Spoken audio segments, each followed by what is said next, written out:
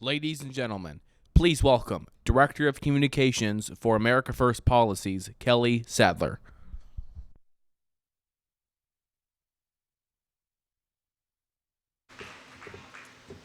Good afternoon, everybody.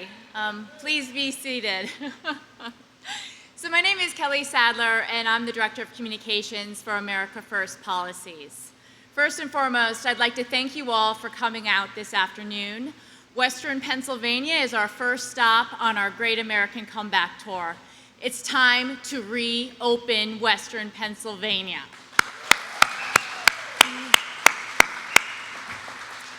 So America First Policies is a nonprofit grassroots organization that supports policies for all citizens of America that first and foremost put America and Americans first. We are committed to empowering, educating, and mobilizing the millions of Americans just like you who believe American policies should make America safer, more prosperous, and greater and stronger than ever before. So what does America First stand for? Well, first of all, we need to take on China and stand up to China. China? Sure. China for way too long has been stealing U.S. industries, has been stealing U.S. jobs, and spying on Americans. This status quo needs to change, and it will change under President Trump. America First also means free, fair, and reciprocal trade deals, like the USMCA. These trade deals put American workers, American farmers, and American businesses first, so that companies can invest right back here in the USA. It means a tax system that puts working Americans first and makes America the best place in the world to work, live, raise a family, and invest. It also means cutting back on federal regulations that put a stranglehold on small businesses and entrepreneurs. We need less regulations, not more. We need a government that works for us, not the other way around. And it also means an immigration system that prioritizes American citizens first. And yes, that does mean building the wall. America First was on the forefront of urging our congressmen and lawmakers to pass the biggest tax reform in our generation. Last year, we were also traveling the United States urging the passage of USMCA. This was a trade deal the president ran on in 2016, saying that he would reform and renegotiate, and that he signed into law last December. We are now fighting and back on the road to reopen America, to bring our jobs back, to let us go to work, and to enterprise the greatest American comeback ever. Now, President Trump's policies of tax reform, deregulation, renegotiating trade agreements, and unleashing the American energy sector, for the first time ever, we are energy independent, brought about the greatest blue-collar boom we have ever seen. For several months on end, blue-collar wages were rising faster than their superiors, and the U.S. economy was the envy of the world. We did this once, and we can do it again. It's time to bring back our jobs from China. It is time to reopen and get back to work. We will rebuild this economy once again. We will protect our God-given rights of life, liberty, and the pursuit of happiness. And what that means is we need to reopen, and we need to reopen right now. So, join us as we continue this fight. And a fight it will be. It's been a fight, let's just face it, ever since this president won the election back in 2016. But together, we can drain the swamp that is Washington, D.C., and take back our great country. I promise you, if all of us together keep fighting each and every day, we can make America great again. Now, before we're joined by our special guest, Vice President Mike Pence, we'd like to hold a roundtable discussion on exactly what we mean when we say the Great American Comeback Tour, what policies we can enact today that can reignite our American economy. So please let me introduce the panelists as well as the moderator. First, the moderator, who is our policy director at America First Policies, Curtis Ellis.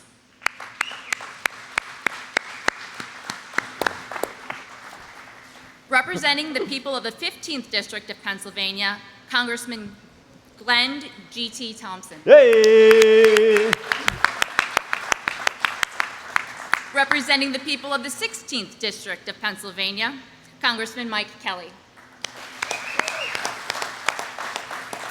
And representing the people of the 14th District of Pennsylvania, Congressman Guy Renshaw-Throttle.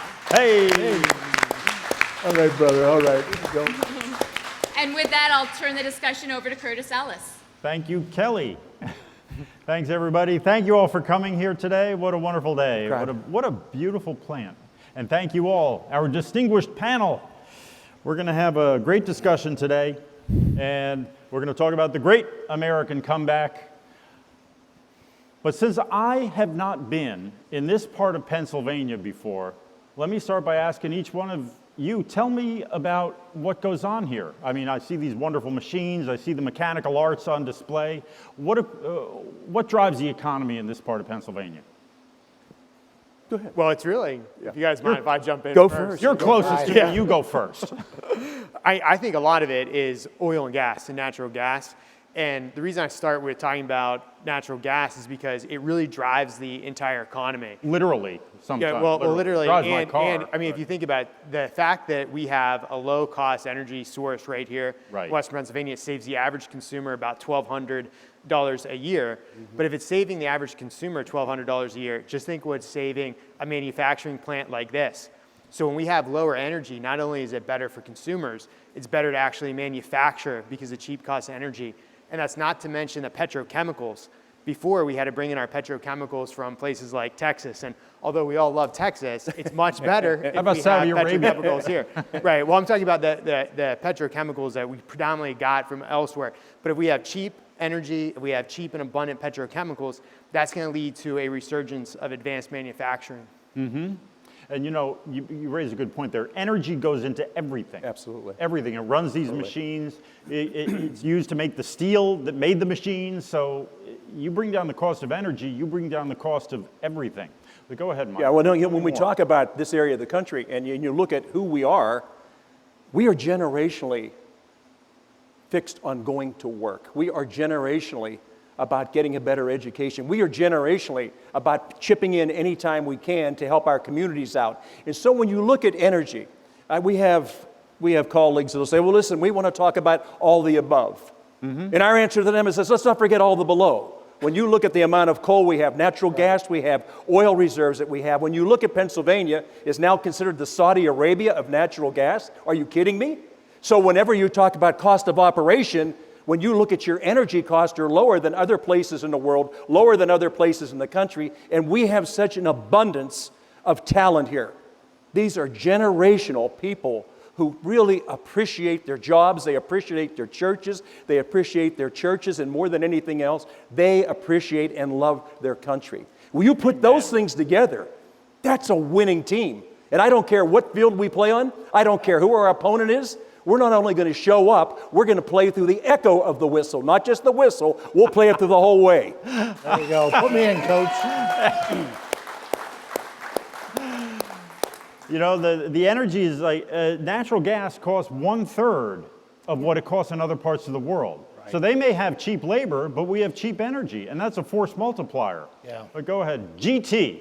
Congressman Glenn Thompson. You know, every time I follow my twin brother here, Mr. Kelly, I feel like I'm ready to strap on the shoulder pads and the helmet. Put me in, Coach. You know, both our legacy and our future is the fact that we make things and we produce things. Yeah. Mm-hmm. And it doesn't get any better than that.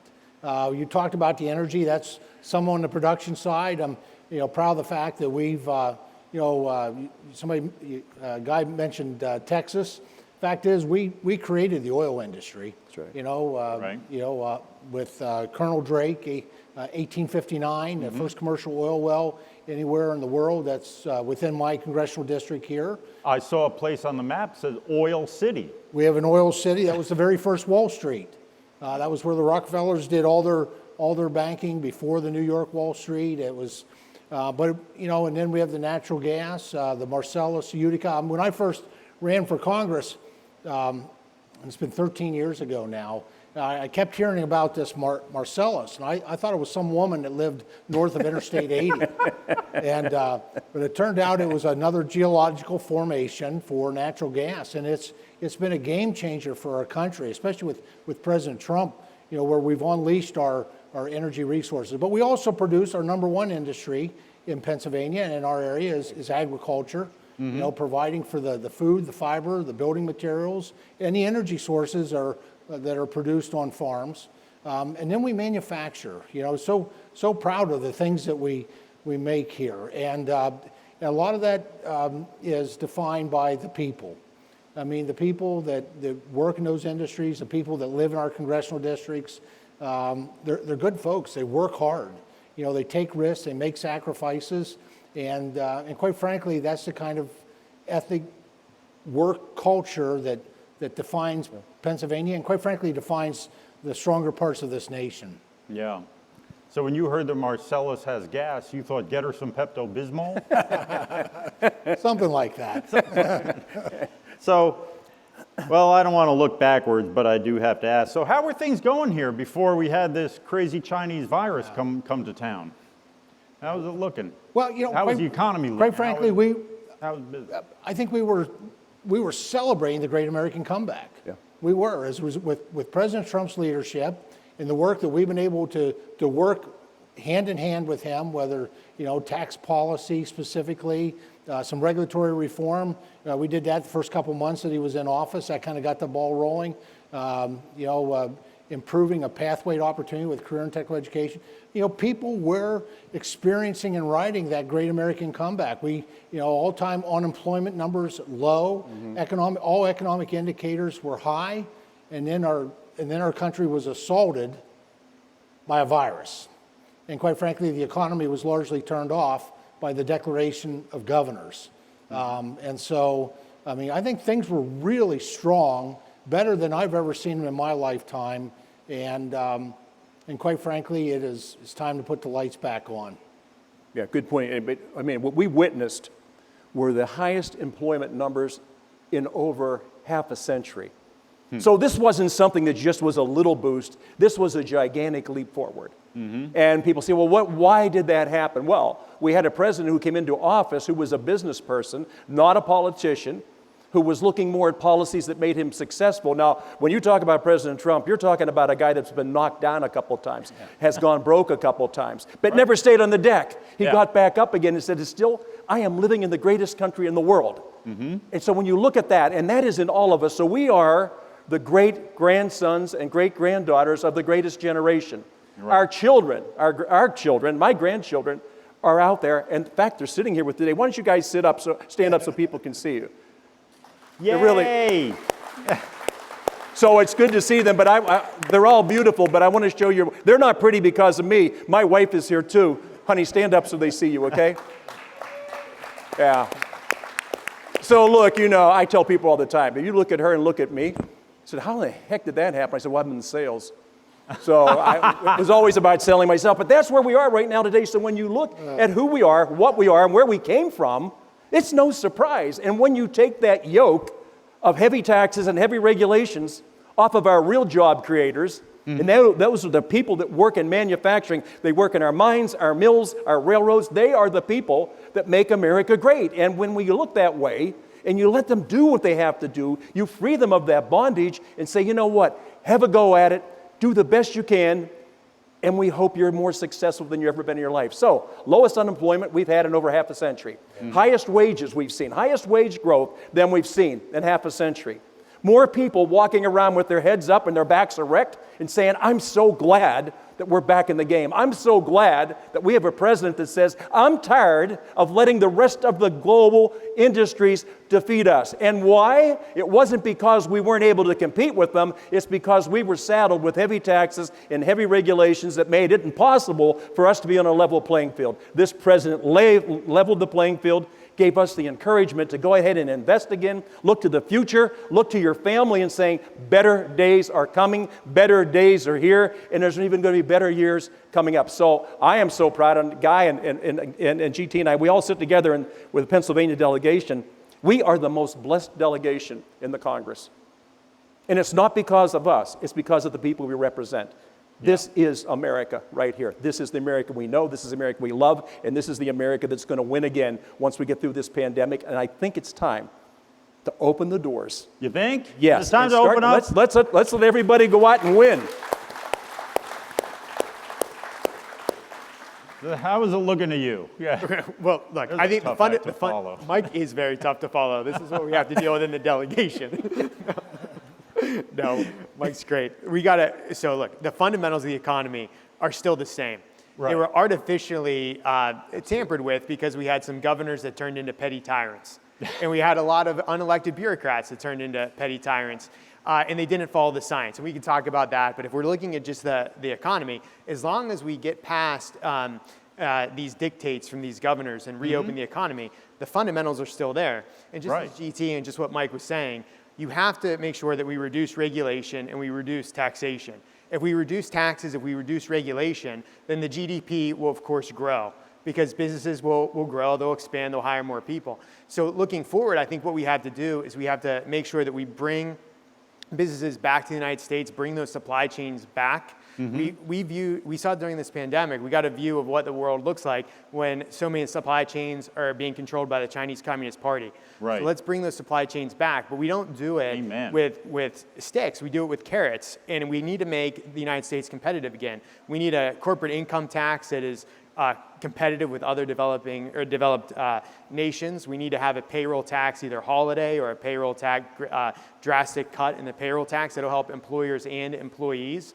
And of course, we need liability protection. So when we do start to open back up, we won't have threats of lawsuits as we start to reopen the economy. Yeah, let's talk about that, bringing supply chains back. America First Policies did a poll recently, and we found 8 out of 10 Americans, 79.8%, 8 out of 10 support just what you said, tax incentives to encourage companies to bring manufacturing back to the United States from China. We saw during the pandemic just how dependent we are. Yeah, absolutely. Obviously, it was with the face masks. I have one here. It doesn't say "Made in China" on it, but you know.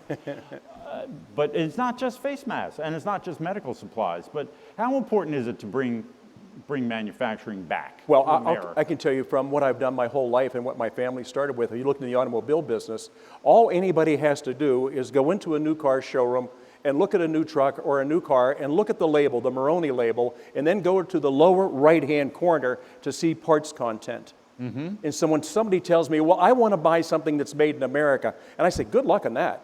Yeah. Because we have allowed ourselves to depend on other parts of the world to give us parts that we need and pieces that we need and technology that we need. And I just don't understand how politicians could have sat there and developed policy that was choking off the people who were the lifeblood of our economy. And it's like, don't you understand? And they would look at us and say, no, the problem is you guys don't get it. This is the way it works in Washington. Yeah. And I said, so this is the way it works in Washington, so that's the reason our fellow citizens are suffering and we're losing jobs. Drive down any street. where the manufacturers were. And what you see now is rubble that was there or shuttered plants, but that means more than anything else, people who aren't going to work every day, being able to support their families, support their community, their churches, their schools, and their government. And I think one of the things that bothers me, whenever we get away from this, and we say, no, we have to rely on China, we have to rely on Japan, we have to rely on Korea, we have to. And my answer is always, I will bet you that the average American citizen is willing to pay more for his or her t-shirt, more for his or her flip-flops, more if it's made in America. I just firmly believe that. And I really believe that whenever we have this misguided impression that somehow by eliminating the basics of our economy, we somehow can maintain the same status that we have. The last time I looked, taxes are paid by companies that are profitable. Right. And they also, in this state, provide half of the health care for the people that they work with, and by people who are working, right? And not just here, but in the federal thing, but I think the misnomer is, well, we're not going to worry about it because the feds can take care of it. I said, okay, so let's talk about where this comes from. Start at the local level. That taxpayer who supports their schools, pays their wage taxes, pays their real estate taxes, now is responsible not only for the town they live in, the county they live in, how about the state they live in? That guy and girl is still responsible for making those tax payments to the state, and then all of a sudden the feds come in and say, hey, don't forget about us, we need part of that. And so when I hear people talk about, well, we just need to have more money from the federal government, I said, but the same horse is pulling the same plow, and it's to the point right now where I think that as a taxpayer, we're willing to unshackle ourselves and go forward. When you talked about tax reform, when we allow people, hard-working American taxpayers, to keep more of the money they've earned and spend it the way they want to spend it, you see this whole thing lift, and boy, does it take off. It's helium-filled. Yeah.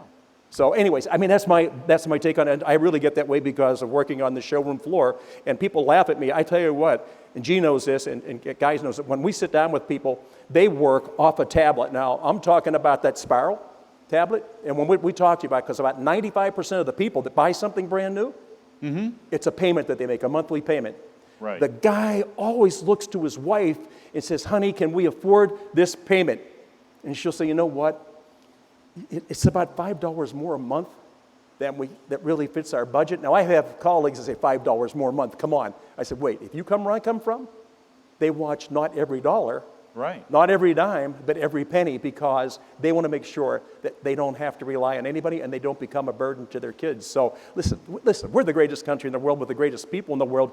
Just let them play the game. They'll win. Put them on a level playing field and nobody can compete with us. In the same way people want to be self-sufficient, not rely on anyone else, nations can be self-sufficient. I remember talking to this guy, this is 15 years ago, and we were talking about exactly what you said. Are you willing to pay more for a pair of boots? And he worked in a place very similar to this, big old machines, and they made stuff, and he worked there for 30 years. And he said, I don't care how cheap those boots are. If I don't have a job, I can't afford them. Right. Amen. So I'll pay more to have those boots made in America. Yeah, it's not magic, it's math. My neighbor's working too. Yeah. Abraham Lincoln said, and by the way, Pennsylvania is the state that made Abe Lincoln president. That was the state that delivered the electoral votes, and they delivered the electoral votes because Abraham Lincoln promised to put a protective tariff in place to defend American industry against cheap imports that were going to bankrupt all of the industries in Pennsylvania. So that was, 100 some years ago, right? Yeah. So, I can't do the math. But Abe Lincoln said, when you buy goods from overseas, we get the goods and the foreigner gets the money. Yeah. When we buy goods made in America, we get the goods and the money. Right. So it was true then and it's true today. What do you think? Well, I think Abraham Lincoln knew what he was talking about. And unfortunately, as a nation, we've had some leaders in the past where we've lost our way. But there's no excuse for that today. When you think about manufacturing, America has some advantages. I think, first of all, workforce. I mean, it's the number one asset of any business, service or manufacturing, and we've got the best workforce. I hear that all the time about how hard people work, the skill sets, the dependability, the reliability, they show up. But we also are blessed with the technology, because it's technology that really allows us to compete, and compete from a pricing perspective too. We can compete in that marketplace with producing the best quality products being manufactured at a cost, at a rate, at a fee that is attractive to people. I don't know how many people, and you guys may hear this too, I've had folks come up to me and they'll say, you know what, America doesn't make anything anymore. And I look at them, I said, are you kidding me? I said, do you know that manufacturing is a larger part of our gross domestic product today than any time in our history? Now granted, there's fewer jobs in any particular setting, but that's because of the opportunity that technology gives us to gain great efficiency. That also is a gift that allows us to build more manufacturers and to grow the size of our manufacturing.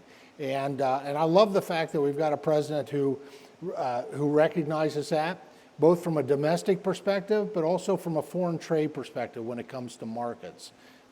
He's worked with us to provide the incentives for America to make things, and to do that even more than what we've done in the past. But also his tenacity, even in the face of criticism, and it's unfounded criticism, all that work that he did on trade, but the markets that he opened up this nation to, and quite frankly, given us a bit of a hiccup that we have with this virus and the governors that kind of shut us down arbitrarily and not based on some science at times. We need those trade agreements that he's led to negotiations on more than ever. Yeah, how important are the trade deals, negotiating better trade deals? By the way, 82.8% of Americans surveyed support new trade agreements that strike a better deal for American workers than the old ones.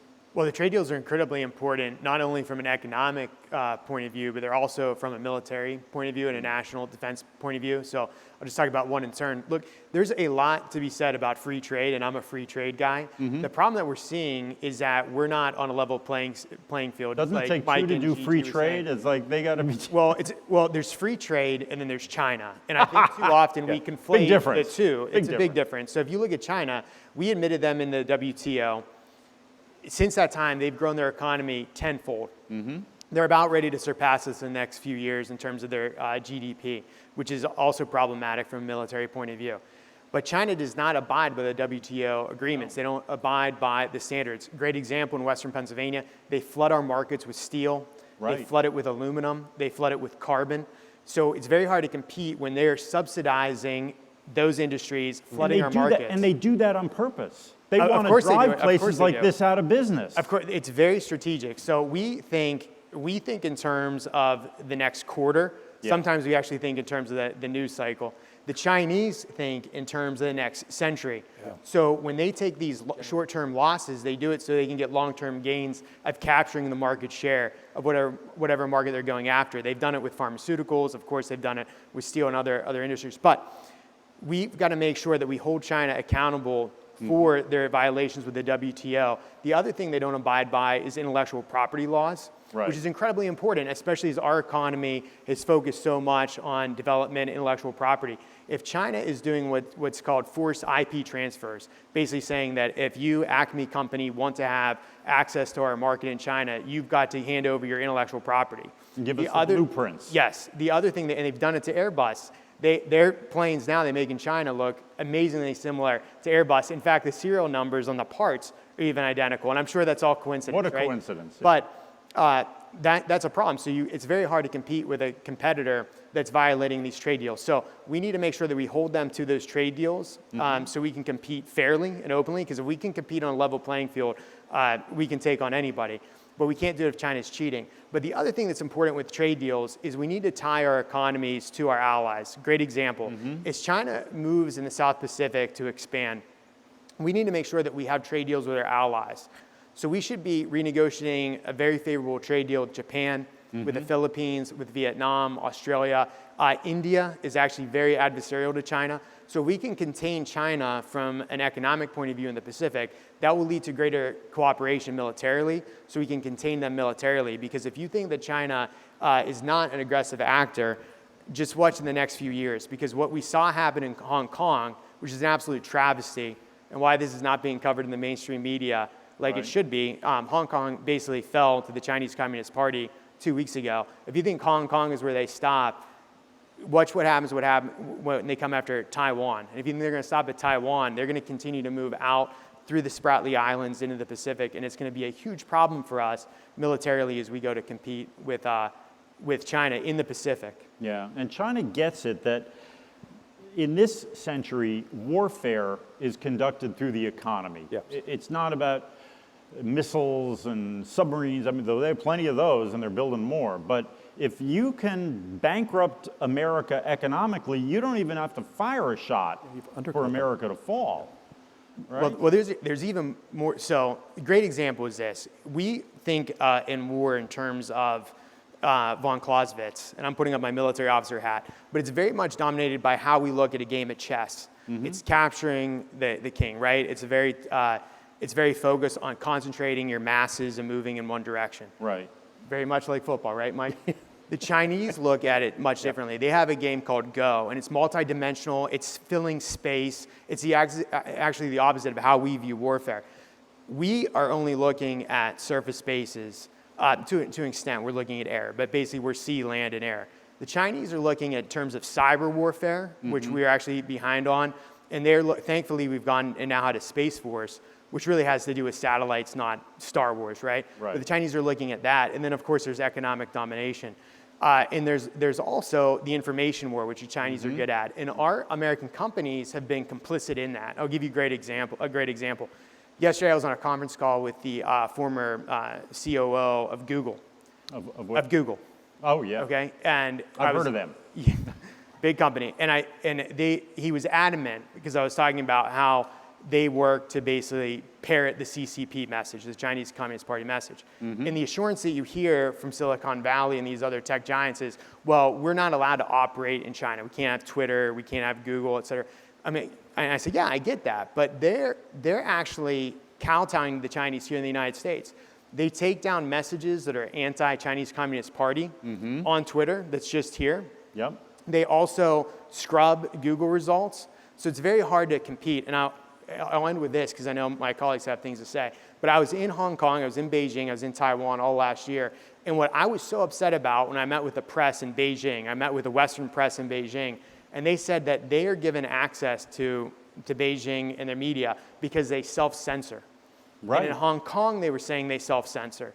Well, the Washington Post loves to run around saying democracy dies in the dark. Right. And of course, they're misapplying it to President Trump and what the Republicans are doing here. Well, I'll tell you where democracy died in the dark, and that was Hong Kong. Yeah.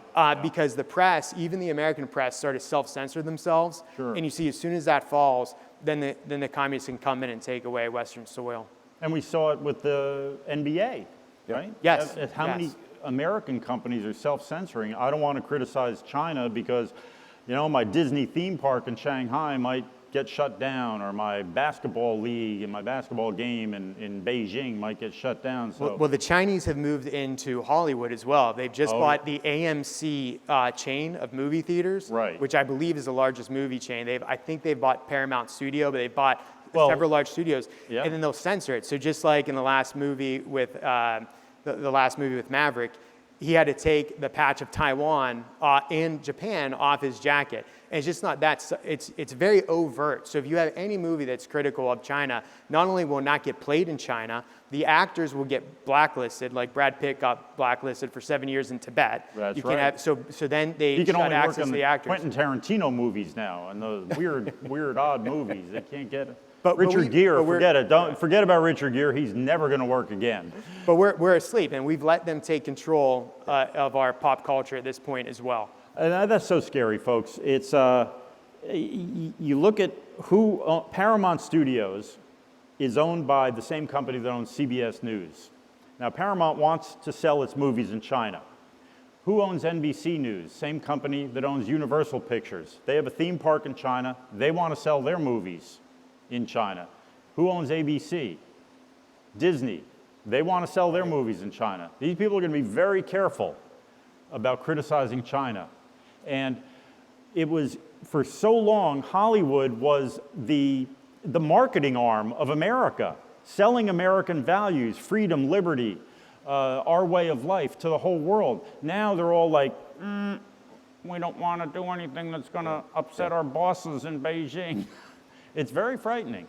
And the same way, it used to be that you could not own a broadcast network or even a TV station if you were a foreign company, because we did not want foreign influence over our media. Well, now it's sort of like this reverse mortgage, or this reverse inversion, this reverse buyout merger, where, well, it's an American company, but their interests are really with that other team, not our team. But anyway, it's something to keep an eye on, Maybe we ought to break up Google, or else they ought to get right. But that's not what we're here to talk about. We're here to talk about the comeback. And it's so important to bring manufacturing back to America to make this comeback happen. So now let's talk about the tax system. We saw how the tax cuts helped bring our tax code in line with the rest of the world, made us competitive again. What do we need to do here? Do we need to do anything as we reinvigorate our economy, bring it out of suspended animation? What should we be looking at here? Well, I think first of all, we need to have the lights turned back on. We need these governors that have been governing propagating a culture of fear to switch to a culture of courage. You know, this COVID-19 was a real threat. I mean, it took about 110,000 American lives, and every life lost was absolutely tragic. Mm-hmm. But at the same time, when we were back in the first week in March and we were starting to prepare for that very first piece of legislation that we passed on, I think it was the Coronavirus Family Act on March 11th, you know, all the modeling said that we were going to lose 2.5 million Americans were going to lose their lives as a result of this. Well, with the actions that were taken, that's not what we experienced. We're sitting in a county, like I said, 1 of 14, 30% of the landmass of the state, less than 1% COVID-19.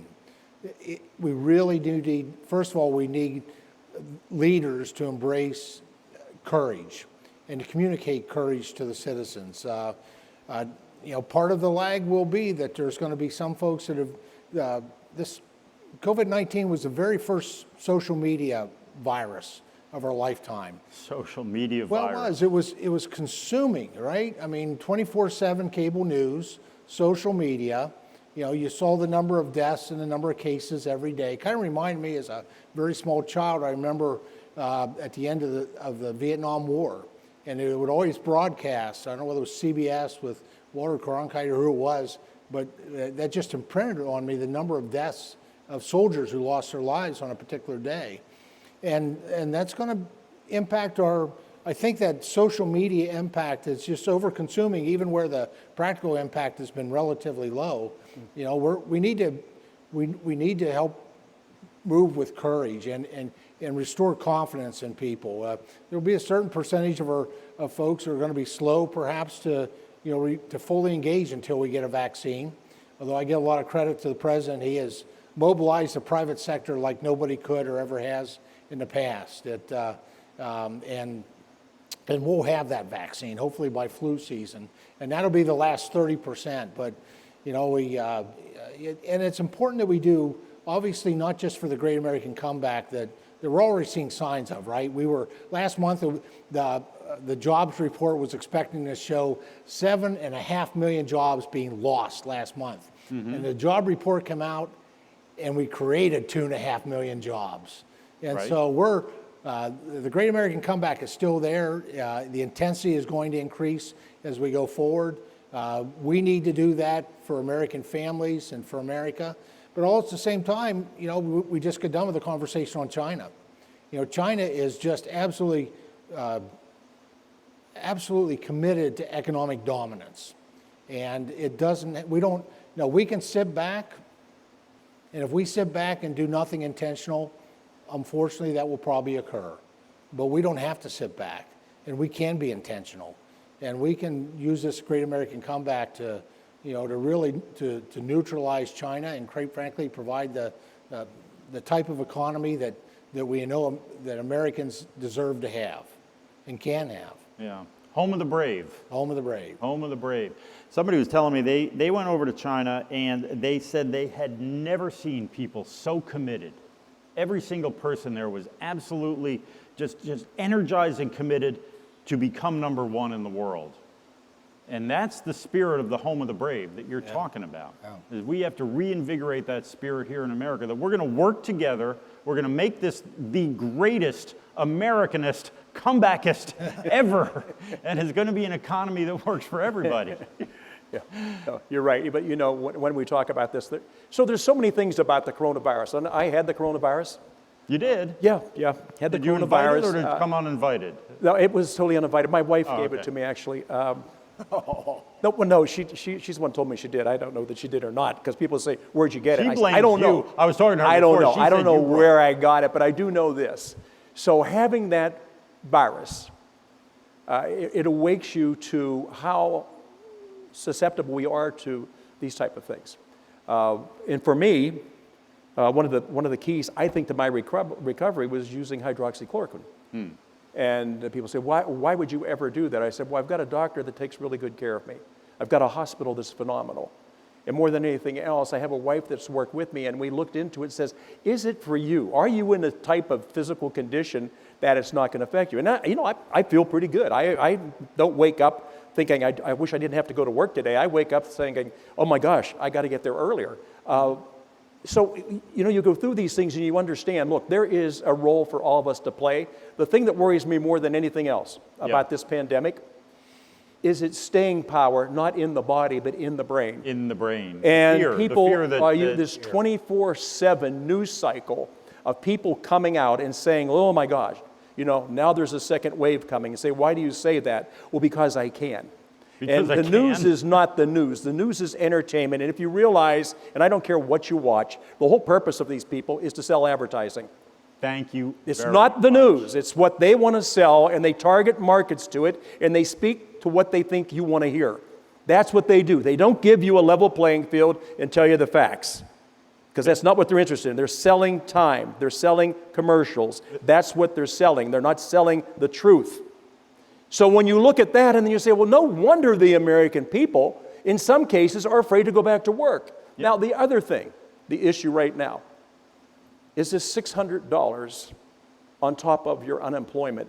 That, when we call it in the automobile industry, we call it a spiff. And what does that mean? So if you have a slow-selling piece of merchandise, what you do is put a rebate on it or put a special incentive on it for a salesperson to look at that, and then whenever somebody comes in and says, I'm looking for some new transportation, tell me what you need, let me show you something that may fit that need, okay? Right. So it's constantly a selling job. The American people have been sold an idea that you better stay home, you better not go outside, you better not go to church. And where the heck would anybody go during times of crisis than church? And we told them, no, you can't go to church.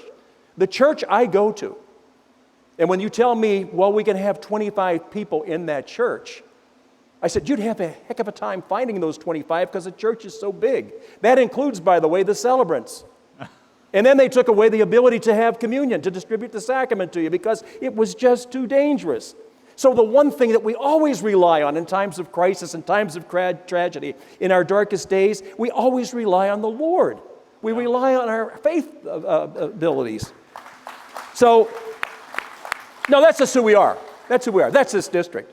That is this district. And it's generational, by the way. But I got to. So where are we now?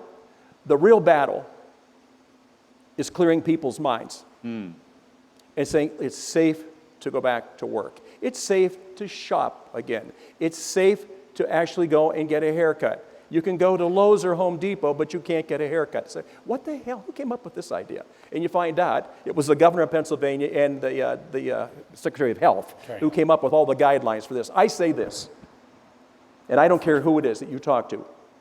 If you set up the parameters that say this is what we're going to be able to do, this is a smart way to approach it, the safe way to approach it. If you stay within these parameters, if you stay within these guidelines, you're going to be all right. And so who do you have to sell? You have to sell the general public. And tell me it's okay. It's okay for your kids to come and see you when you're in a senior home. You don't have to stand at the window and wave to them when they want to hold you, they want to kiss you, they want to talk to you. You can't take that away from people and expect them to be okay with that. We're not okay with that. We love freedom, we love liberty, we love the ability to connect with the people who are closest to us. So what I think, the biggest battle we have is on the mental end of it. And the other thing is this $600 bonus, where people say, well, it's going to expire July 31st. What am I going to do after that? And some people said, well, you know what? Maybe you can go back to work. What and concept? you say, yeah, but if I go back to work, I'm actually making more money not working.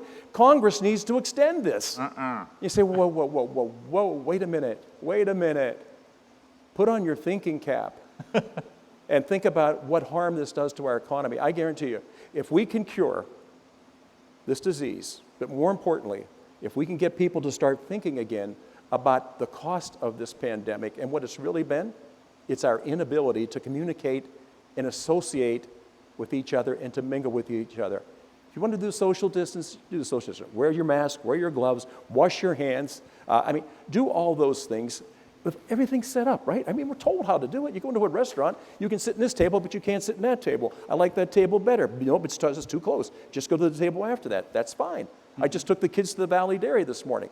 And I walked in, I said, there's people waiting in line. I said, there's so many open tables. What's the problem? They said, well, we're social distancing. And I said, okay, that's fine, but these guys are hungry. So, you know what I mean? So what it is, I think we conquer two things. Number one, we've got to get people back to work. Number two, we've got to heal whatever it is in their heads it's making them fearful. It is safe to go back to work. We'll set the parameters. We'll set the regulations. We'll make it easy for you to be safe because of the smart things we've done to protect you. I think it's a pretty easy formula, and we can get the news people to stop talking about how bad it is in the second wave that they see coming. And they're saying, so where is it? Is it still a ripple out there, or when's it coming? Oh, it could come this fall, based on what we think. Okay, but no raw data. No raw data. And it's like the hydroxychloroquine. Yeah. They told me, how could you be so stupid to take that? Don't you know? Haven't you read the reports? And I said, I have read the reports, but more importantly, I've juried the reports. I've vetted the reports and find out the reports were written by idiots. That's right. So I'll go with my doctor anytime, and I'll go. Plus the fact that my wife's sitting here say, just take it and get better, okay? Well, and I think it's hypocritical, too, how this was managed. I mean, you look at, some got waivers, some didn't get waivers. There's folks sitting in the audience here that, that we work with that didn't get waivers to start with. And there's a lack of transparency now of even sharing what the criterion was. Now, Mike, when it comes to church, I'm telling you, you could go to church and worship with thousands. You just have to go to the Lady of Perpetual Protest. The Lady of Perpetual and it'll be Protest. fine. It's going to be open to everybody. Yeah, Our Lady the governor will come. Our Lady of Common Thinking. There we go. Yeah. There was this congregation, a Jewish congregation in Brooklyn, New York, that ran into that. The mayor of New York wouldn't let them get together to pray, so they put a sign up said, "This meeting is a protest," and then okay, that was allowed okay. to do it now. It's okay. Well, the tax system, we were talking about that. 69% of the people that we surveyed did support the idea of a payroll tax cut. How would that work? How would that help? Well, look, we need to have tax cuts across the board. And we talk about moving the supply chains back to the United States. Well, we can start by making the United States competitive. And we've got a corporate income tax, for example, that is way too high compared to the rest of the developed world. The payroll tax, I'm a big fan of having drastic reduction in that, or a holiday, because what that does is that puts more money in the employee's paychecks, which of course is going to get spent in the economy. They're going to spend it. And then the employer gets to have more money, which the employer can reinvest. But I don't think we should just stop there. We should look at our long-term capital gains tax. If we lower those taxes, we'll incentivize more people to invest, which of course would help a lot. And you had read a stat earlier about tax incentives, and I cringed a little bit because the original tax incentive is just to have a tax cut. Right, right? right. So why should government, look, I'm for any kind of reduction in taxes, Yeah. but why should we start with a point of let's have tax incentives where we can pick winners and losers? It shouldn't work that way. We should look to cut taxes across the board and allow the free market to select the winners Well, and losers. the idea was the capital expenditure, that if you build a pharmaceutical plant in America, so we don't have to buy our drugs from China anymore, Right. we'll give you 100% write-off. Like, do it. Right, and I get that, and I wouldn't be opposed to it, but why do we need that in the first place? It's because we put up these barriers to entry. We put up big walls, Right. economic big walls. So instead of saying, well, why don't we carve out a niche in the wall so this particular business can fit through, why don't we just knock down the barriers Tear for down the everybody? wall. I've heard those words somewhere. But why are we having winners and losers get picked by these selective policies? If we had a competitive tax system with the rest of the world, we could bring these businesses Right. back home. That's why I don't like to use sticks trying to bring these places back home. Let's go on the offensive against China on their predatory practices. Let's level the playing field with trade deals, and then let's make America a very competitive place to bring your business back, to grow your business, or to relocate your business. That's how in the long term we'll get an advantage on China. If we try to just pick and choose here and there, it's a very myopic view. In long term, it'll actually damage the economy. So what we need, again, is we need tax cuts across the board. And when we talk about taxes, from an economic point of view, regulation is just another form of taxation. Right. So we also need to have serious deregulation to allow Americans to get back to work again as well. So we had fast-track regulatory reform, so it'd be easier to get approval on some of these. Yeah. That's one of the things we looked at, too, in our poll. 60% support expanding access to energy resources, and one of the proposals of the administration is streamlining the permitting process, because you can take all the gas and oil out of the ground you want, but if you don't put it in a pipeline, you can't get it to the people who need it. Right. Yeah. And right now, it takes like 20 years to get approval on one of these pipelines. So that doesn't work. No, you're right, but this is a president that understands all that. And when he came into office, keep in mind that the first year he was in office, it was him through executive orders that was lifting this economy. And people say, well, you guys did a great job with Tax Cuts and Jobs Act. I said, well, that came actually about a year and a half after the president was in office. The initial surge was the president recognizing what was holding back our ability to go forward. And then we caught on with it, and we combined it. And at the end of it, everything that we did in the Tax Cuts and Jobs Act was about growth, positive growth, creating jobs, creating opportunities, being able to reinvest in our communities, making it part of a program, not a penalty. And so when you look at all those things that were done, it was an incredible thing that this administration, this president accomplished in 18 months. He did in 18 months what we hadn't been able to do in 20-some years, and that was on both sides of the aisle. So people tell me, well, you know, the Republicans have some great ideas. I said, listen, go back and read your history books. It wasn't until this guy came on board, who was a fantastic business person, that lifted that heavy yoke off our job creators. Just one thing while we're here, because we all believe in this so strongly. I am sitting next to a veteran, and I would just ask anybody in the room today that served in the armed forces, would you stand up? Would you stand up, please?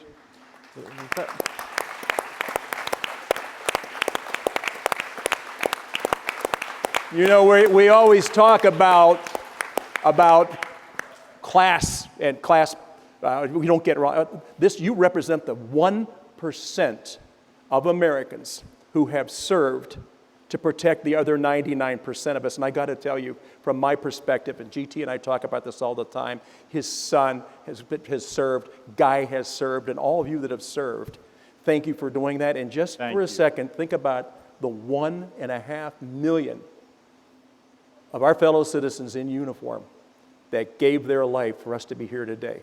Yeah. Never another Sunday family meeting, never another Christmas, never another Thanksgiving, never another family reunion, never, never, never, never. And why?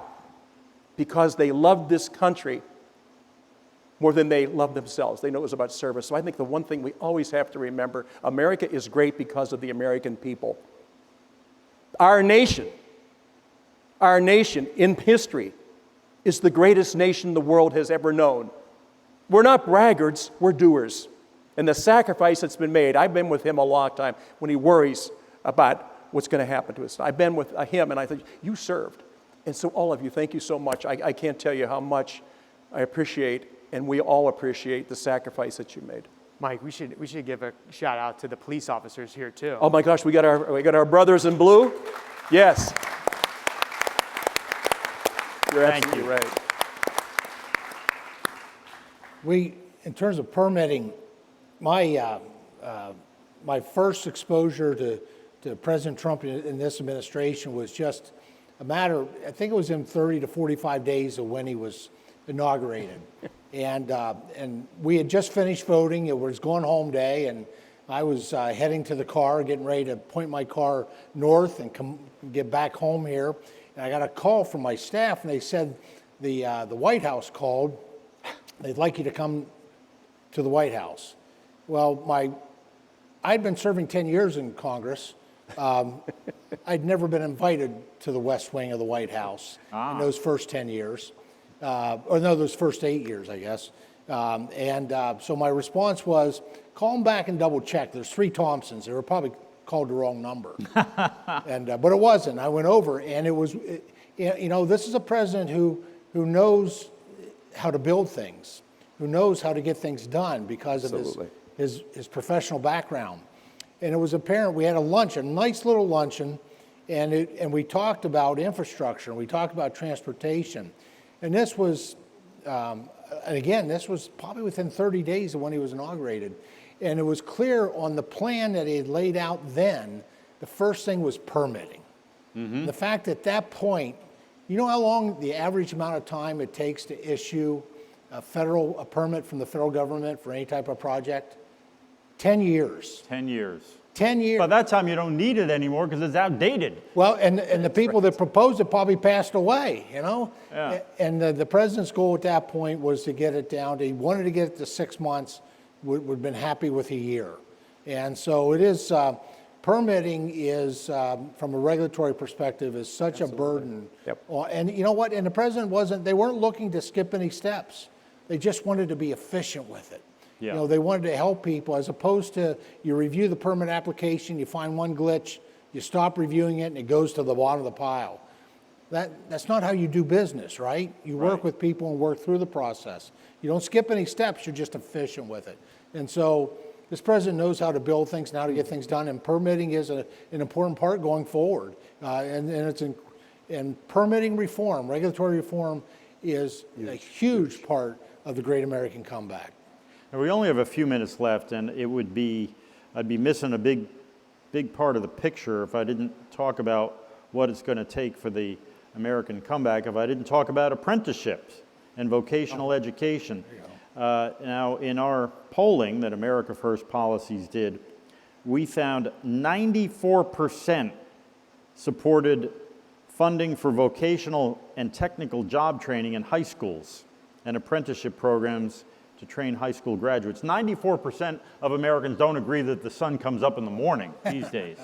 So we just take briefly, how important is job training, apprenticeship? And they've got a great program here at Oberg, and I know Bill Jones, Penn United up the street, just great programs to make sure the next generation has the mechanical arts, right? And this is an art. Yeah, I mean, it's an art as much as, some painter or sculpture.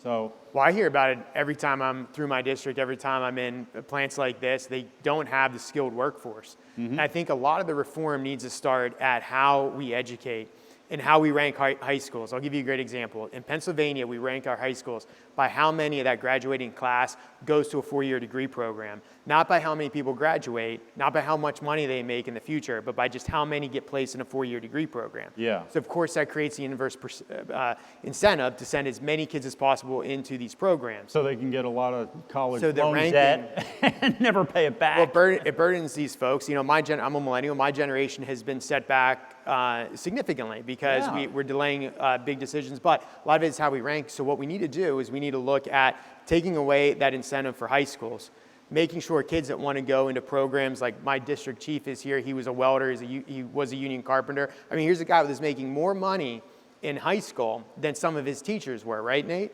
And he was being told to go to college to get a degree in German polka history or something foolish.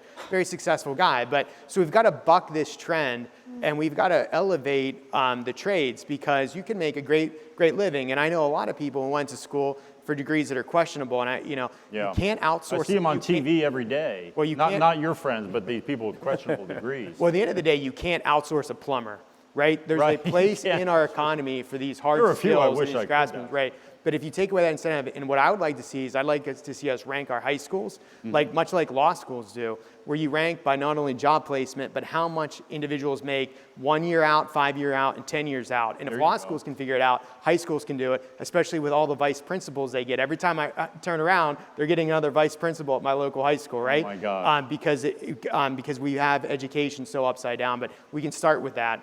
Yeah, that's funny. I only had one vice principal when I went to school, and I didn't like that one, so I wouldn't want 5 vice principals. Well, look, thank you all very much. It's been great. Let's give a big hand for our wonderful panel. Now, we're going to have a 10-minute break, so do not leave. But our special invited guest, the best vice president ever, will be out. But we got a 10-minute intermission here, and a big hand. Thank you so much. Thank you, Curtis. Thank you. Oh.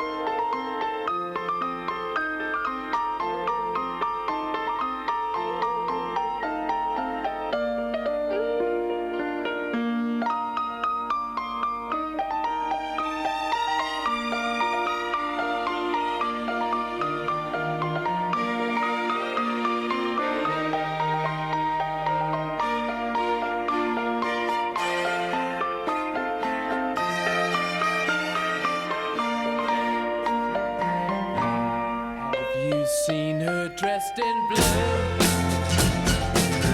See the sky in front of you. And her face is like a sail, spoken white, so fair and pale. Have you seen a lady fair? She comes in colors everywhere. She combs her hair. She's like a rainbow. Coming colors in the air. She comes in colors.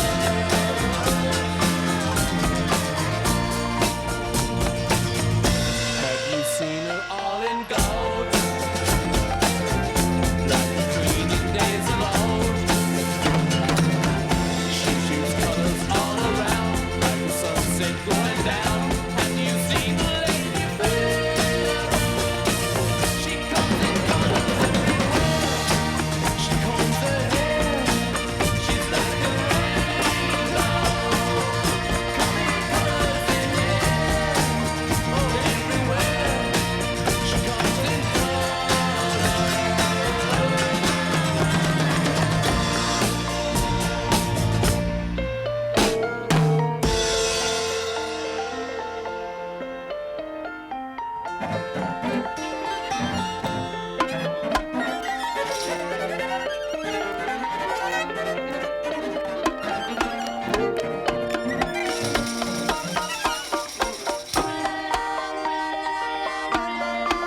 She's like a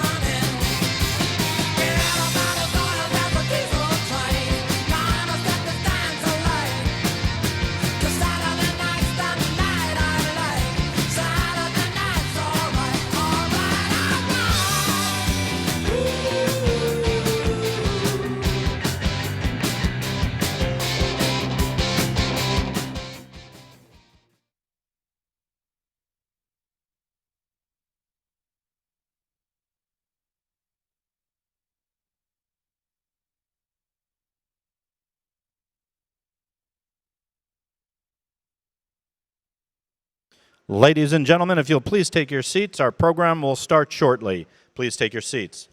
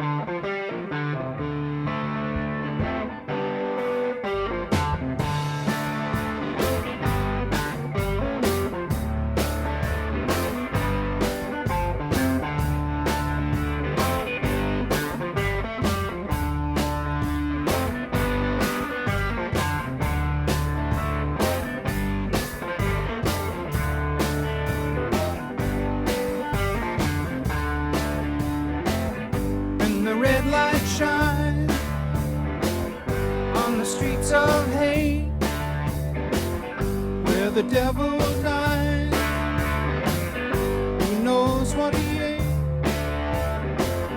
It's a simple thing, trying to stay afloat. The captain said, without his boat, some things are getting better, other things a little worse. It's a situation much like a curse.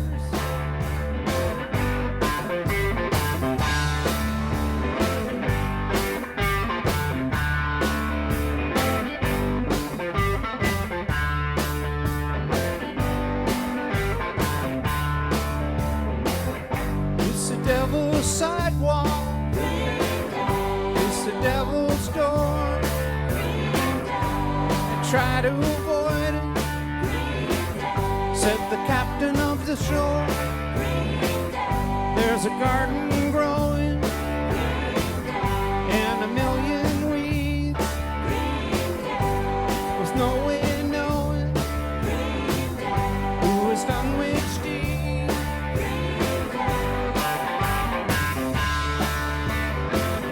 That's an honest tale, said the helmsman to the mate, about a woman delicious and a matter of fate.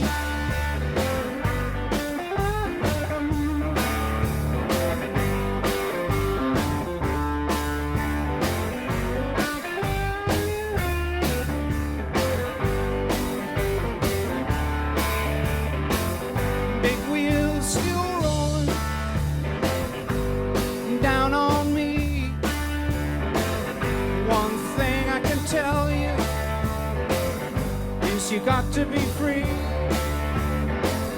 John Lennon said that, and I believe in love.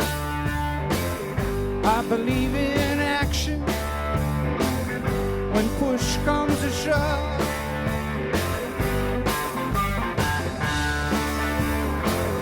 Who cares what you believe? Said the captain, amazed. If you stood in my shoes,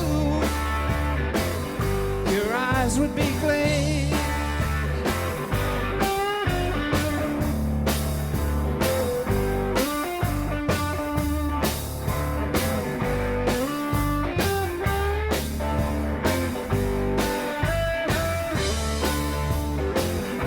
So my fair damsel, won't you take your leave? Are you headed for the country where you wear the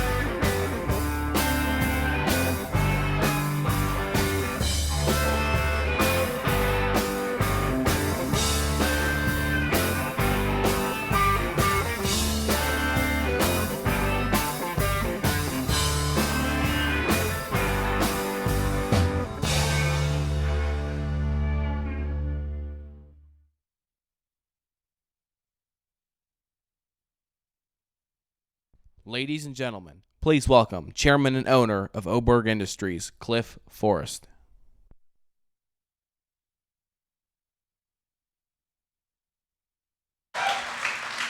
Oh yeah, we're here. I have the pleasure and honor to introduce Seema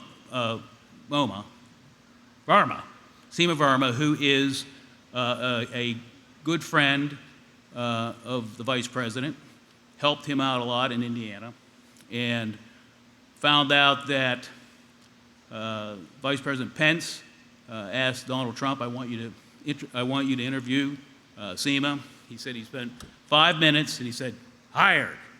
Now, I did have the opportunity to talk to a friend of mine in the healthcare business, and she said, and she's a CEO of a big hospital chain, said the best hire she knows that Donald Trump has.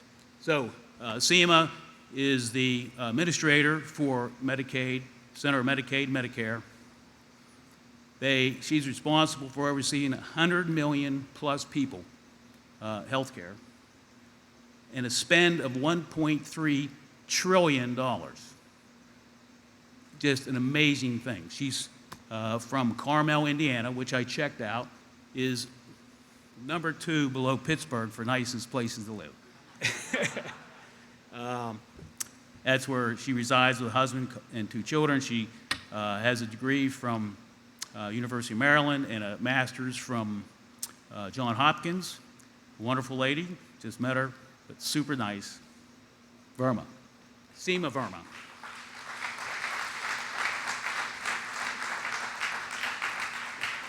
Well, good afternoon, and it's great to be here in Pittsburgh. I have a lot of family in this area, so I've spent a lot of trips back and forth between Indiana and Pittsburgh, and I've always appreciated that everybody in this area is just kind and hospitable, and even though I'm a Colts fan, you guys have always been very, very kind, so I appreciate that. So it's great to be here at Oberg and see the manufacturing that goes on here. You all know that the hard work that you do makes such a big difference in the lives of so many people. In the Medicare program, we do a lot of hip and knee joint replacements, and so the work that you do really makes such a big, big difference. And I know that the COVID virus has had a big impact on everybody, but really appreciate that you all have been continuing to work and provide these essential services and parts for people that it's going to really make a difference in their lives, and to make sure that we have that supply for our medical system. And we are starting to see that the country is reopening. And as part of that, the President has directed our agency to give guidance to healthcare systems so that they can reopen as well and start to perform those non-essential surgeries. So we're starting to see that really pick up. We just put out guidance this week, not only to healthcare providers, but also to patients as well, so that people can feel comfortable getting the services that they need. You know, at some point, you can only go so long without getting your knee replaced or other essential services. So we're working hand in hand with the healthcare industry to reopen and make sure that people can get the services that they need. The President has had a very strong focus on the Medicare program, and since day one in the office, we've been working on trying to strengthen and improve the program, make it affordable for our nation's seniors. He's just done an incredible job. We just announced our new program for insulin. Insulin will be $35 next year for our nation's seniors, so a lot of great work. But one of the things that we've been doing over the last couple of months, in addition to our work on COVID, is making it easier for innovation and technology to get into the hands of our seniors. Over the next couple of weeks, you're going to be hearing about some announcements so that when we have breakthrough technology that gets approved by the FDA, that we can get it into the hands of America's seniors and that they have access to the latest technology as quickly as possible. And we're going to make it easier for innovators, not having to go through the bureaucracy at the federal government. So it's a real inspiration to be here today. And speaking of inspiration, it is my great pleasure to introduce the Vice President. Vice President and I have worked together for a long time, even before his days as governor in Indiana. And he's always been a great inspiration, somebody that's kind, always listens. Everybody has a voice at the table. But you know, when you work with somebody for a while, you get to know them, you get to know the little things that they say. And with Vice President Pence, the one thing he says, he's got a bunch of quotes, but there's one of my favorites. And he says, all the time, iron sharpens iron. And I think he says that to the staff to encourage us. And it really does, but truly, the iron is the Vice President. He brings out the best in us, makes us better. And it's a testament to his leadership and how he handled being head of the coronavirus task force. I think the president did a great job in putting him in that position, and he brought together agencies from across the entire government, not just Health and Human Services, Department of Defense, and Agriculture, everybody working together. And that's because of his great, great leadership. And it's also the way he works with people. I don't think there's a governor across the nation that wouldn't feel comfortable just picking up the phone because they know that he's stood in their shoes and understands their needs and is always willing to be helpful. And he's done the same thing with the private sector. You know, people talk about Defense Production Act, and didn't need to do that because we had Mike Pence working with the private sector, and we've seen a great response from companies across the country, everybody working together to provide the supplies and the innovation we needed around the coronavirus response. So it is a great pleasure to introduce you to our wonderful, humble public servant, Mike Pence.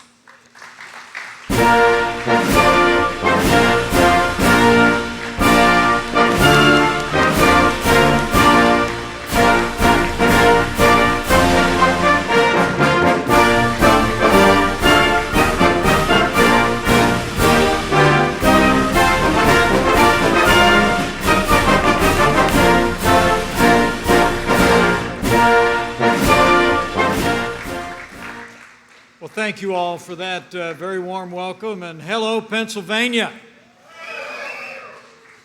It is great to be back in the Keystone State, and I'm very humbled by the words of Administrator Verma. She is an incredible public servant, and as we walked through this amazing factory, saw your craftsmanship in high relief, I can tell you that Seema Verma, leading the Center for Medicaid and Medicare Service, knows the quality of the work that you do and is making those products available to people all across America. Would you join me in thanking Seema Verma for her outstanding service to America?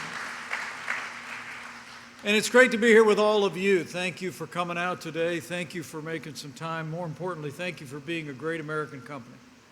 A company that's supporting our military, supplying our healthcare professionals, and a company that, through one of the most challenging times in my lifetime, you kept the work going. You operated as an essential service. Join me in thanking a great American manufacturing company, Oberg Industry, and your great leader, Cliff Forrest. Thank you so much.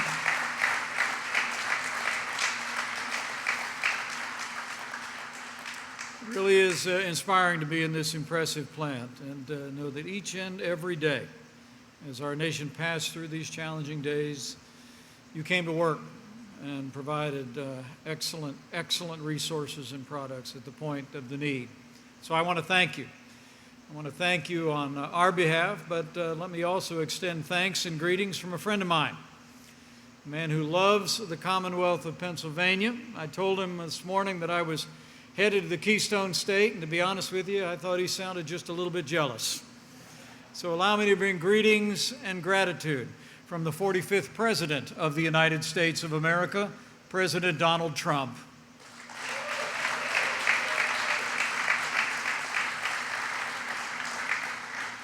Now, it really is a privilege to be here on the President's behalf today, not just to say thank you, but to be out among people across the Pittsburgh area today. It even stopped at David's Diner for maybe the best Reuben I've ever had in my life. And I'm here to tell you, Pennsylvania, a great American comeback has begun, and you're leading the way. As I stand before you today, every state in America has already begun to reopen for business. And nearly 3/4 of America's small businesses have also begun to reopen. Building on a strong foundation that this president laid over the last 3 years that saw the creation of more than 7 million jobs, following our efforts to cut taxes, roll back regulation, fight for free and fair trade, and unleash American energy, I'm proud to report to you that on this day 1 week ago, the President and I stood in the Rose Garden, and we're proud to announce that in the month of May, thanks to hardworking Americans like all of you, our nation saw the largest one-month increase in jobs in American history. It's true. Now, I got to tell you, I was preparing to be on television that morning, and I was hearing what all the economists were predicting. They were all talking about the fact that they thought we might lose 8 million more jobs in these challenging times, and that the unemployment rate might go up to 20%. But the American people proved them wrong, and businesses large and small created more than 3 million jobs by the middle of May alone.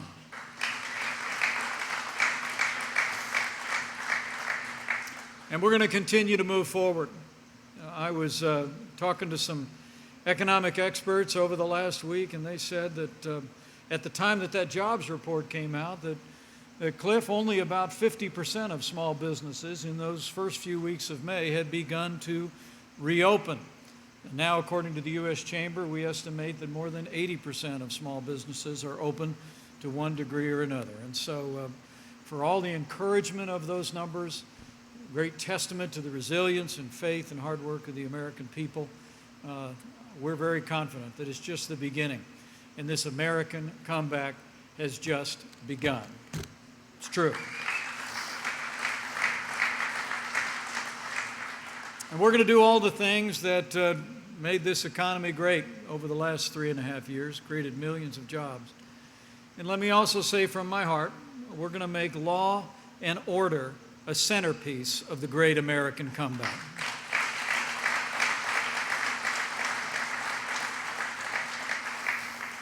Let me say from my heart, what happened to George Floyd in Minneapolis was a tragedy. It shocked the conscience of the nation. And President Trump's made it clear. Justice will be served.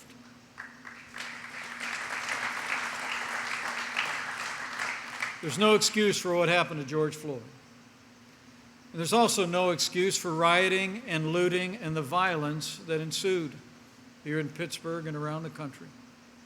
Now, every American cherishes our First Amendment rights, and we respect the concerns and freedoms of peaceful protesters. I want to promise each one of you that we're, as we did today at a church in the Pittsburgh area, as the President did yesterday in Dallas, we're going to continue to listen. We're going to have ears to hear. We're going to learn and we're going to lead. But we're not going to defund the police.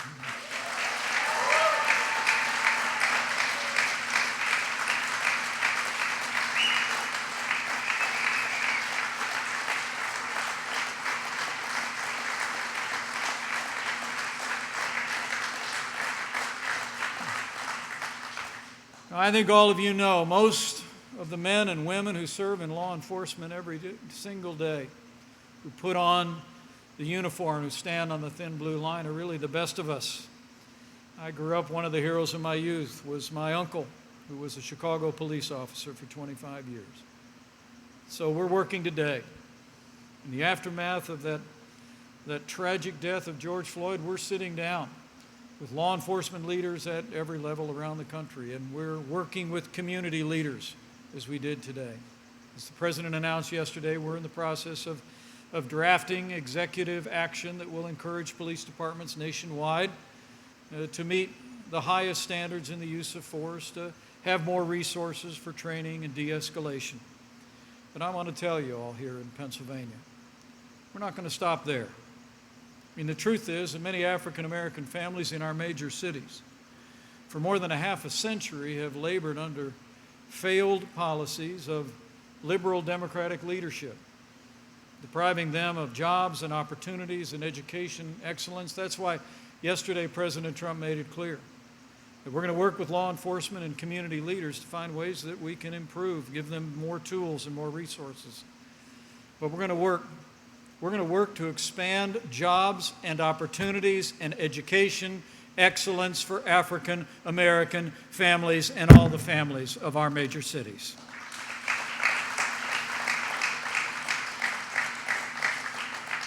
As the President said, we're going to build on the progress we've made. I couldn't be more proud to tell you that as we saw those 7 million jobs created in the last 3.5 years, we had the lowest unemployment ever recorded for African Americans and Hispanic Americans.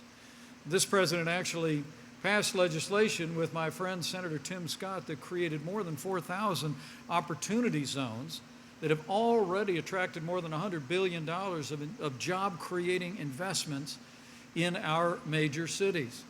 In fact, with some of that foundation at work, in that last jobs report I just mentioned, there were more than 300,000 jobs created in that May report for African Americans alone.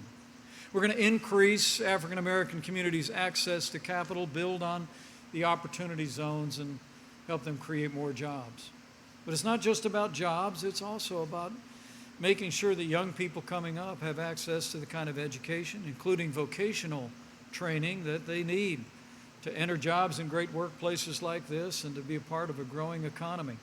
And the truth is that the President and I are going to keep working every single day to give African American families in our cities and every family the right to choose where their children go to school, whether that's a public or private or parochial or religious school.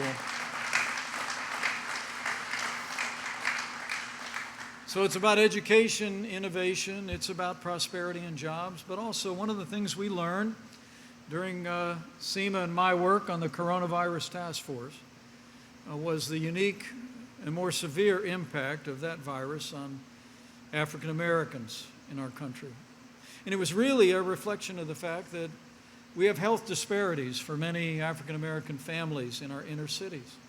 So the President also said yesterday that our team's going to be working. We're going to be working to bring free market principles and solutions to allow African American families to have access to the same world-class health care that every American deserves. And so it's about reform, it's about public safety, but it's about prosperity and education and health care. And we are not going to rest until we continue the work, that we make this a more perfect union, and together we open America up again for the prosperity of all of our citizens.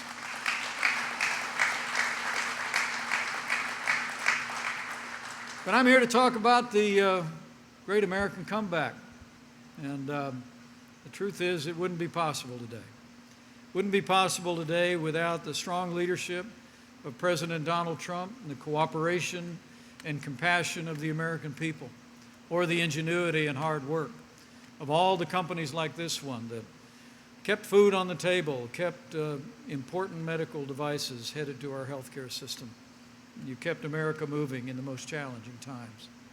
But it was the President's leadership early on, I can tell you, as the leader of the White House Coronavirus Task Force, that bought us invaluable time. It was not even before the month of January was over that President Trump suspended all travel from China. He put the health of America first. It's true. He stood up the White House Coronavirus Task Force. We worked with companies just like this one at an unprecedented level. You know, when the President asked me to do this work at the end of February, he said to me that he wanted a whole of government approach, but it was very clear to me early on what he really wanted was a whole of America approach. The President brought in major industries, pharmaceutical industries, to begin the research on new medicines and vaccines. He brought in industries that would be in the process of creating medical equipment and supplies. I mean, with what we stood up at an unprecedented level, almost on a wartime footing in this country, was extraordinary to watch. In fact, I'm proud to report to you that just in Pennsylvania alone, the President's direction, we were able to deliver more than 660 million masks and gowns and face shields and other personal protective equipment for our outstanding healthcare workers.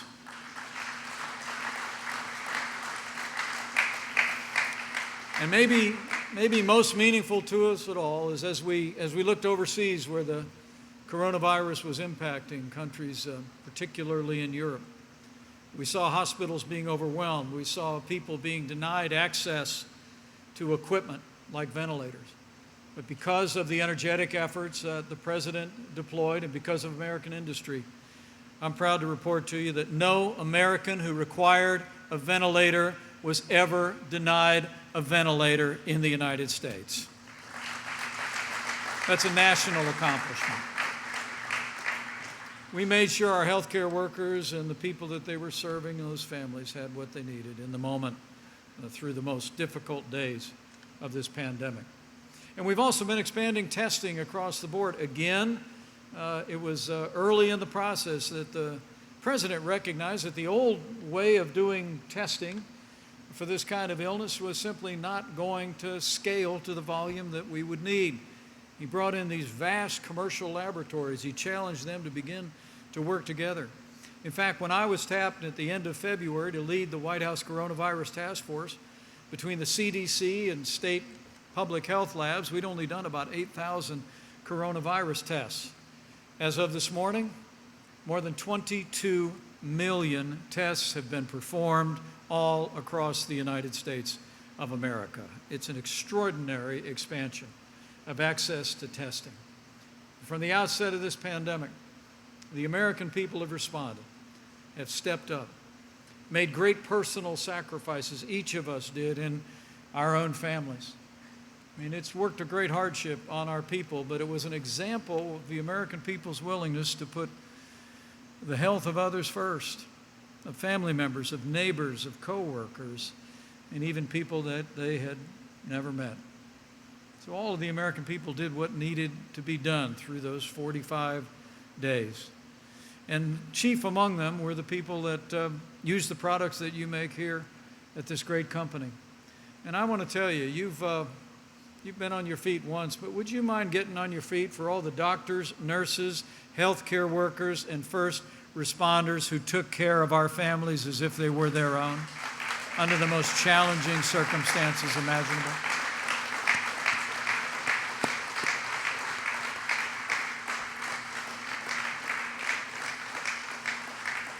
It's just truly astonishing to see the way healthcare workers across this country stepped up. They and millions of Americans did what needed to be done, whether it was work from home, school your kids at home, or give some space to seniors in your family or in your neighborhood that would be most vulnerable to the worst outcomes. Some closed down businesses. I'm proud to say that we were able over this time to provide businesses large and small across this country with the resources that they needed to get through this difficult time. The Paycheck Protection Program that the President just extended 1 week ago has made it possible for many small businesses to keep people on the payroll and avoid losing vital momentum in their companies and in their workers. The truth is, because of what we all did together as a nation, we slowed the spread. We flattened the curve. We saved lives. And every single day, we're one day closer to putting this coronavirus in the past. Now, for all that we've accomplished, there are some great partners all along the way. Seema mentioned that we forged a partnership with governors all across this nation. We speak to them every single week, don't we, on an ongoing basis about our national response. But I must tell you that the relief efforts that the Congress of the United States forged in a bipartisan manner were in the highest keeping of public service. The President said early on, we want people to have access to family leave. We wanted to make sure there was direct payments for families that were impacted by the coronavirus, support for businesses large and small, critical industries, health care workers, and first responders. And leaders in Congress responded. And 3 of them are with us here today. And I'd I'd like you to give a vigorous round of applause to three great friends of mine, great friends of the President, and great partners in the progress that we have made. Congressman G.T. Thompson, Congressman Mike Kelly, and Congressman Guy Reschenthaler. Thank you so much for what you did for Pennsylvania and for America.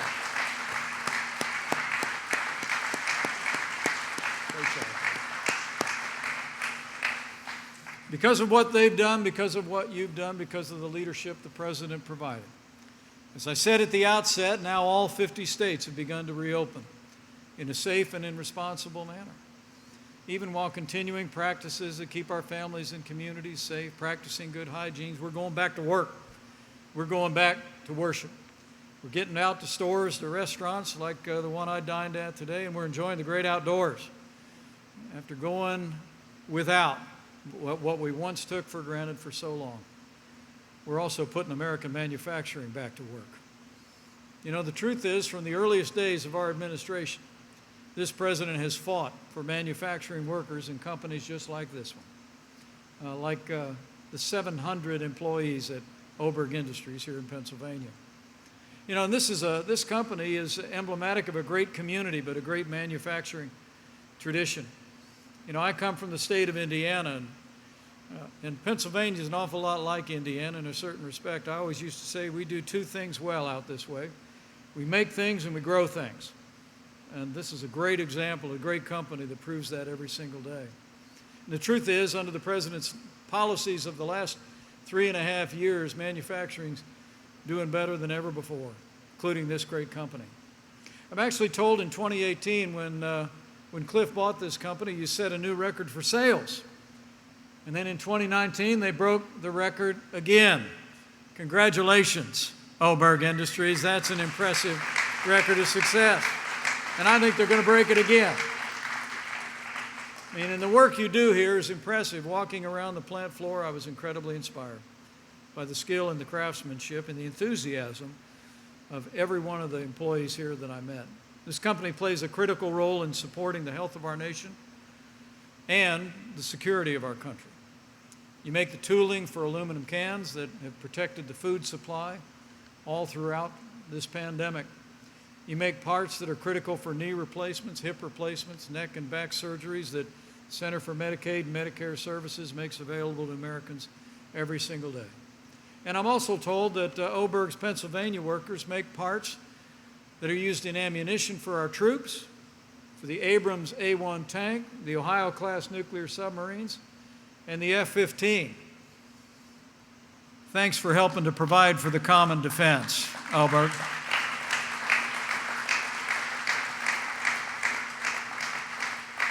I'm a little bit partial, Cliff, for people that help out with aircraft. I'm proud to say that I am the proud father of a Marine Corps aviator and the proud father-in-law of a Navy pilot. And so we appreciate your professionalism. And speaking of great people in uniform, I just had lunch at David's Diner with another one, a good friend of mine, and a great friend of the people of Pennsylvania, and a great citizen of this state. He's a veteran of the 10th Mountain Division. He earned 2 Bronze Stars. He received a Purple Heart for wounds suffered in combat in Afghanistan. He's a proud son of Pittsburgh, and he has become one of the most prominent advocates for veterans in the United States of America today. So would you join me in recognizing and appreciating a lifetime of service of Sean Parnell. Sean, thank you for being here.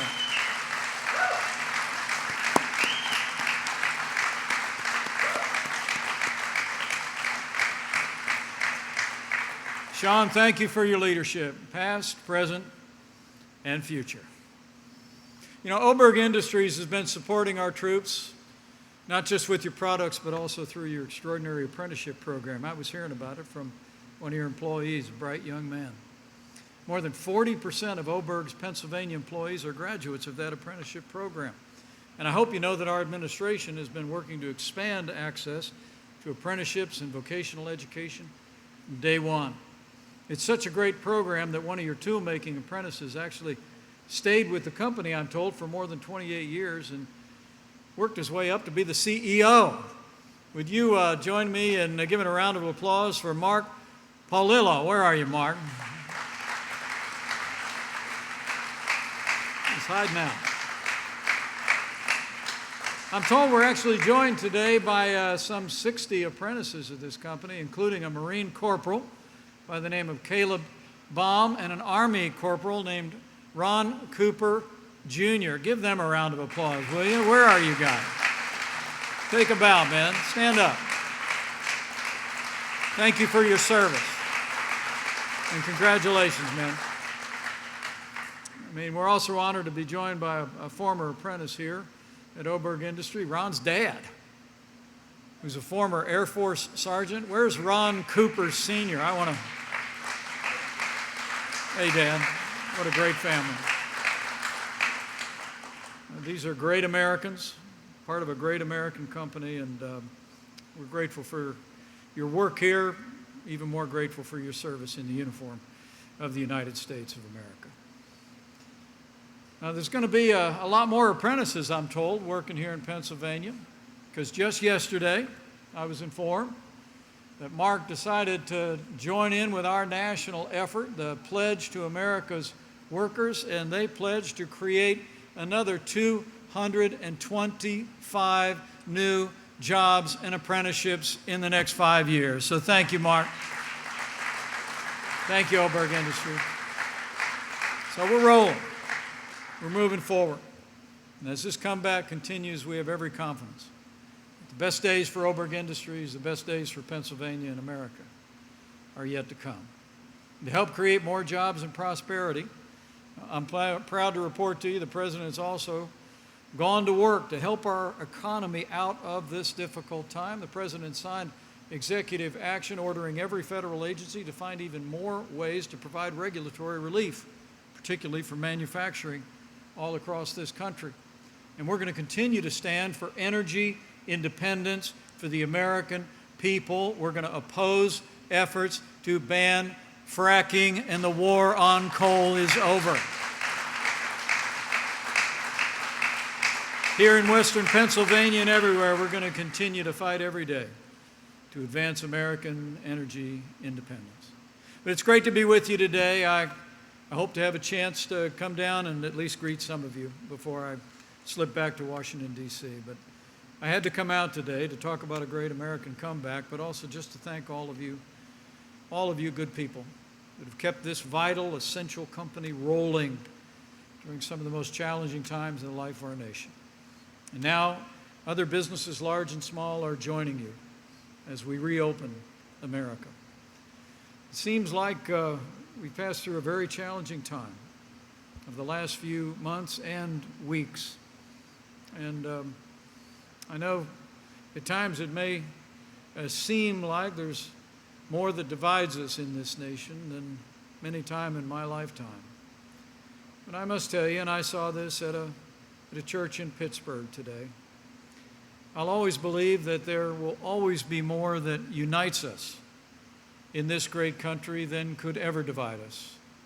And chief among those things is faith.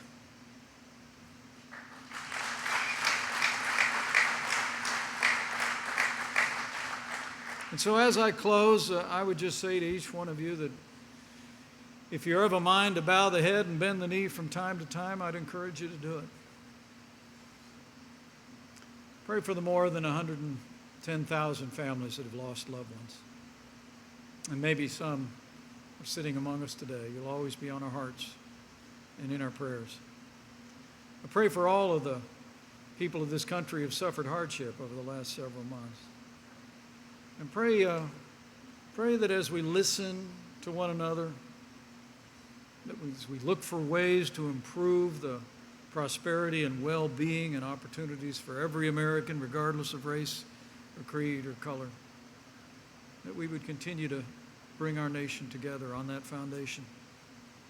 I heard it from pastors today at the Covenant Church, one after another, who said, during these challenging times, we need to reach out to that wellspring of American strength that's seen us through much more challenging times even than those that we passed through this year.